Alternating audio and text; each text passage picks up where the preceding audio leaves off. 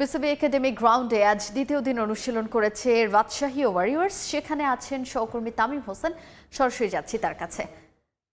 Tamim, BPL এর উন্মাদনা কিন্তু শুরু হয়ে গেছে। আমরা দেখেছি আজকে দ্বিতীয় দিনের মতো তাদের অনুশীলন করেছে নবাগত রাজশাহী ওয়ারিয়র্স। আমরা যেমনটা জানি যে এবারের আসরের উদ্বোধনী ম্যাচটাই নোয়াখালী এক্সপ্রেসের বিপক্ষে খেলবে এই রাজশাহী, এবং এই অনুশীলন নিয়ে কিন্তু তারা এই ম্যাচের জন্য কিন্তু তারা সব ধরনের প্রস্তুতি শুরু করে দিয়েছে। আর সবার আগেই কিন্তু তারা তাদের অনুশীলনটা শুরু করেছে। আমরা যেমনটা জানি যে রাজশাহী দলে কিন্তু তিনটি ক্যাপ্টেন রয়েছে। আমরা যদি নাজমুল হোসেন শান্ত এবং অভিজ্ঞ মুশফিকুর রহিম এবং আকবর আলী, আসলে কে অধিনায়কত্বটা পাবেন তা নিয়ে একটা মধুর সমস্যায় কিন্তু তারা পড়েছেন।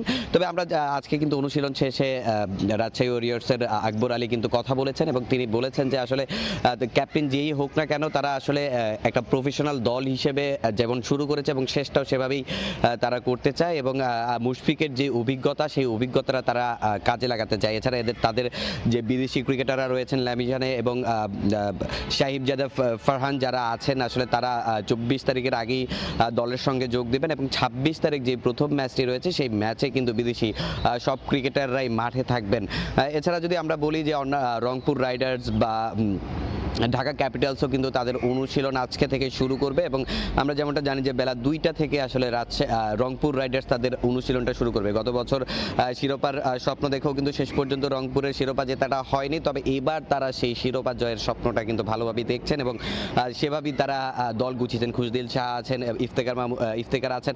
আসলে সর্বোপরি রংপুর দলটাও কিন্তু বেশ ভালো এবং গোছালো একটা টিম, এবং তারাও কিন্তু আসলে শিরোপার জন্যই ফাইট করবে। এবং আমরা যেমনটা জানি যে এবারের বিপিএল এর আগে কিন্তু অনিশ্চয়তা অনেক বেশি ছিল। 24 তারিখ এই মিরপুরে একটা উদ্বোধনী অনুষ্ঠান করার কথা ছিল বিসিবির, কিন্তু আসলে শেষ পর্যন্ত নিরাপত্তা ইস্যুতে সেই উদ্বোধনী অনুষ্ঠানটা করা সম্ভব হয়নি। কিন্তু সিলেটে যেই প্রথম ম্যাচটা আছে সেই ম্যাচের সময়টা পরিবর্তন করা হয়েছে, 3টা নাগাদ সেই ম্যাচটা হবে। এর আগে সোয়া 2টা থেকে একটা ছোট পরিসরে ওপেনিং রাখার পরিকল্পনা আছে বিসিবির, কারণ আমরা যেমনটা জেনেছি যে এখানে ছোট করে একটা কনসার্টও হবে, এবং লোকাল যারা শিল্পী রয়েছেন তারা সেখানে পারফর্ম করতে পারেন। সর্বোপরি বলা যায় যে আসলে মিরপুরের বিপিএল এর এবারের আসর নিয়ে যেই অনিশ্চয়তা ছিল, সবকিছু যেই শঙ্কার জায়গা ছিল, সবকিছু ধীরে ধীরে কাটতে শুরু করেছে, এবং সেই শঙ্কা কাটিয়ে আসলে মাঠে গড়ানোর অপেক্ষায় বাংলাদেশ প্রিমিয়ার লিগের 12তম আসরের এতটাই অনেক বেশি গুরুত্বপূর্ণ বাংলাদেশের জন্য, কারণ আমরা যেমনটা জানি এরপরই আসলে বাংলাদেশের টি-20 বিশ্বকাপ। সব বড় বড় দলগুলো যারা আন্তর্জাতিক ম্যাচ খেলে নিজেদের প্রস্তুত করছে, বাংলাদেশের সামনে কিন্তু তাদের প্রস্তুত করার জন্য একমাত্র মাধ্যম হচ্ছে এই বিপিএল। লিটনরা কিন্তু আসলে নিজেদের এই বিপিএল থেকেই সর্বোচ্চ প্রস্তুত করতে হবে, এবং এখানে কিন্তু আসলে দলগত না ব্যক্তিগত যেই উন্নয়নটা প্রয়োজন ক্রিকেটারদের, সেটাই কিন্তু আসলে করতে হবে।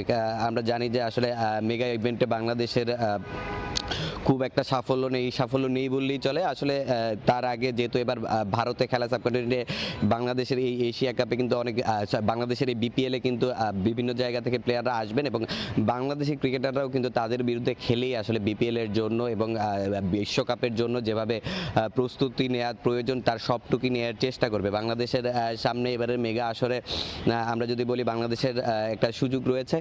বাংলাদেশ চাইলে হয়তো বা দ্বিতীয় রাউন্ড পর্যন্ত খুব ভালোভাবেই এগিয়ে যেতে পারবে, তবে বাংলাদেশ কতটা প্রস্তুতি নিতে পারছে এই বিপিএল থেকে সেটা কিন্তু অনেক গুরুত্বপূর্ণ একটা বিষয় হবে। এছাড়া আমরা যদি বিপিএল এর কথা বলি, গত বছর বিপিএল এর যে চ্যাম্পিয়ন ফরচুন বরিশাল কিন্তু এবার আর নেই। এছাড়া যদি চট্টগ্রামের আগের মালিকানাও কিন্তু নেই। সর্বোপরি এবারের বিপিএলটা কিন্তু আসলে একটু ভিন্ন রকম হতে যাচ্ছে, এবং এই বিপিএল এর নিয়ে কিন্তু আগ্রহের জায়গাটাও অনেক বেশি, এবং বিপিএল এর যে গভর্নিং কাউন্সিল তারাও কিন্তু এই বিপিএলটাকে যতটা সম্ভব ভালো করা যায় সেটার চেষ্টাটা করবে। তো মিরপুর থেকে বিপিএল নিয়ে এই ছিল আমার কাছে সর্বশেষ তথ্য। বিপিএল মাঠে গড়ানোর আগে রাজশাহী ওয়ারিয়র্সের দ্বিতীয় দিনের অনুশীলন এবং বিপিএল এর বিভিন্ন আয়োজন নিয়ে তথ্য জানাতে আমাদের সঙ্গে যুক্ত হয়েছিলেন সহকর্মী তামিম হোসেন।